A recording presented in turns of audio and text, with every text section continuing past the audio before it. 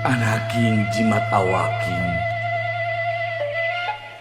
hidup kudu reueus hirup huripna ngajadi diri anjeun sorangan.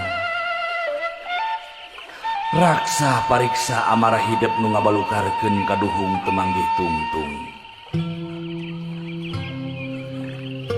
Jalanan hirup ku handap asur ka papada manusia. Jaga jeung riksa sarupaning anu dipiboga ku hidup.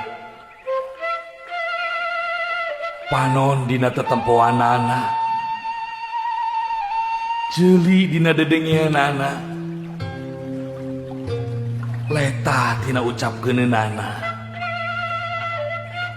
leungeun tina cacabakeunana, suku tina lampaheunana. Jaga riksa lengkah paripolah tinu hal anu matak raheut kana manah batur. Ngarah hidup hirup loba dulur, akur jeung salambur. Ulah poho, omat, jaga riksa kaluhungan alam dunya. Da Gusti anu Maha Suci nyiptakeun alam dunya teh pikeun biropea istuning keur hirup hurip hidup jeung papada umatna. Anaking jimat awaking hidup sing sadar ngajalanan hirup hurip di alam dunya teh teu gampang. Hidup moal salawasna ngajalanan datarna hirup tangtu bakal nincak kana tanjakan jeung pudunan. Omat hidup ulah kufur, salawasna eling kanu Maha Agung, nyembah kanu Maha Kawasa. Turutkeun papagon ageman, jalankeun pituduh karuhun urang.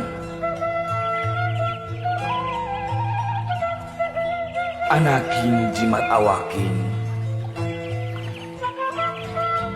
dina unggal renghapna nu jadi indung bapa kaluar doa anu mustajab. Pikeun anakna ngarah hirup pinanggih jeung kabagjaan, kajembaran. Pikeun pibekeleun dina enggone ngajalanan hirup sagara kahirupan di alam dunya.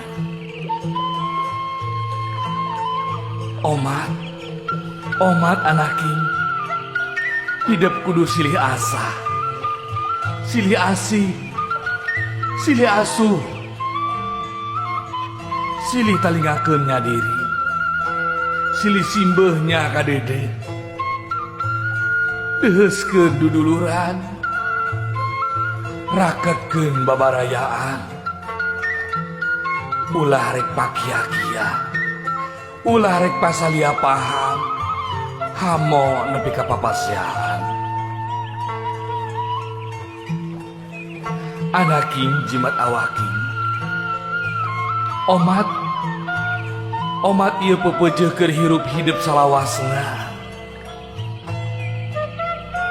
Bral anaking jalanan hirup hurip hidup, sugan jeung sugan hidup bisa ngajadikeun diri hidup jadi manusia anu unggul.